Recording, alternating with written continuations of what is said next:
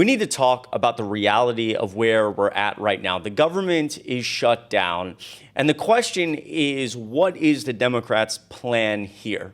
Now, part of what I'm going to show in this video is Republicans just in the last 24 hours, photos going viral of people seeming to regret their vote for Donald Trump. And that's something we've talked about on this channel and we've seen, especially as Donald Trump's approval ratings are at record lows, and on individual issues, like when you poll Trump on how he's doing on the economy, immigration, top issues that got him elected, he's underwater. I mean, it's bad, right? Economically, we've seen the unemployment rate increase. People are really struggling to find jobs. The labor market is getting crushed. Inflation is rising. People have watched ICE go into these cities and these abuses of power. And so in this video, I'm going to show you some of that, but I also want to have a conversation about what Democrats should do here. And I want to start by playing this video from AOC, because I think the answer here is knowing that they don't have all the power in the world. It feels like they do. It feels like it's inevitable that they'll always win, but they don't. And Democrats cannot cave. They can't. At what point are you complicit in keeping this authoritarian style government open?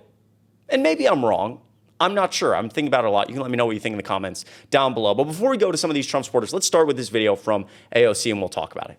There is, over the last week, it seems a lot of people, and I include myself among them, feel like a sort of rising sense of alarm about the aggressiveness of the sort of authoritarian aspirations of this government, essentially firing a U.S. attorney to replace him with a patsy who will indict a political enemy.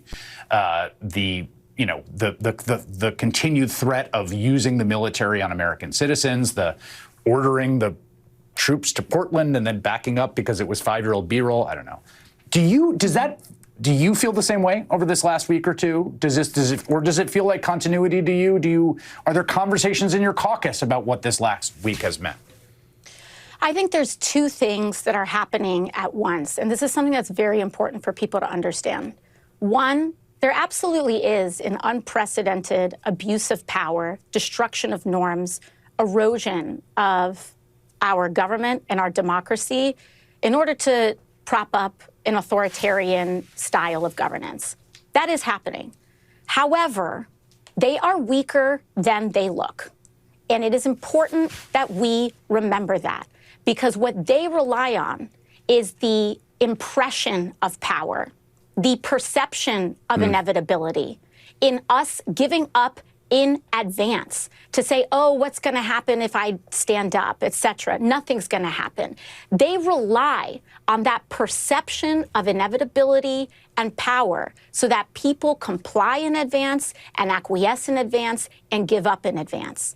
And at the end of the day, Donald Trump is at record levels of unpopularity in his tenure.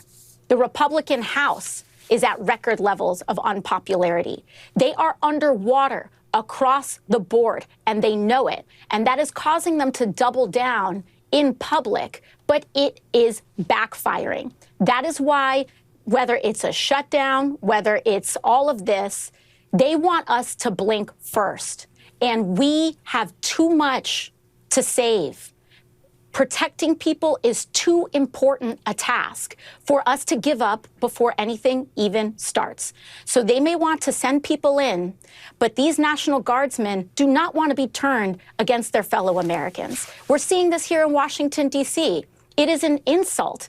Donald Trump is insulting the service members of this country by putting them on these silly tasks that they themselves do not want to be enforcing.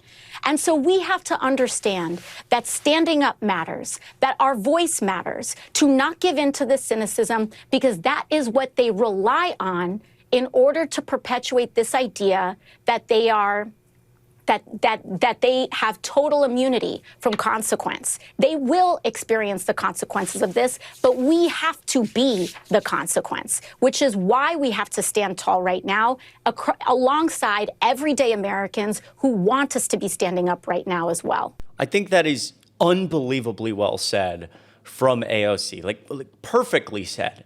And as we have this conversation about a shutdown, part of the question becomes that Republicans are incredibly unpopular right now, but so are Democrats, right? And Democrats have been dealing after the election with this reckoning of where the party should move and how Americans feel about us. I say us, I'm a Democrat, but just, generally talking about elected officials. What should elected officials be doing?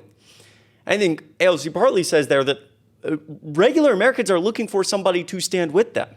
It's only for so long that you can scream that the government is this or that, because it is, this authoritarian rise in government, this expansion of executive authority, this crushing of our judicial system, the most corrupt administration ever in American history, and it's not close. How long can you say that and just kind of keep going through the same motions? And it's hard, because through this shutdown, again, people are going to lose their jobs. People are going to lose their livelihoods, and that's not acceptable. That's not okay.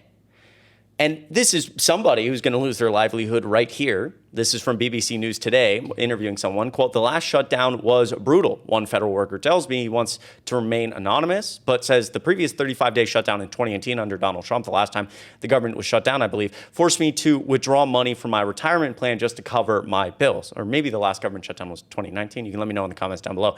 "It's now more difficult to do this," he says, adding that if this shutdown goes on as long as the last, he doesn't know how he will pay his bills. Quote, "I voted for Trump, but I did not vote for his abuses against us." And so, again, the question becomes, at what point are you at a place where we've crossed the red line? People are losing their livelihoods. That's unacceptable. People have been losing their livelihoods for months. This government, Republicans have to cave on something. We cannot cave here. We're asking for basic demands here. That Trump's government starts acting differently. And I don't know, again, I may be wrong. You let me know what you think in the comments down below. Here's another picture that I ran into that's going viral just in the last 24 hours. Senate Judiciary Democrats, we already have an FBI director, and his term doesn't expire until 2027. Donald Trump can't be allowed to hire and fire FBI directors just because they failed his loyalty test. Quote, "We voted for Trump. We want his policies enacted now from December 2nd. And then this person just in the last 24 hours got laid off from their IT job at their university.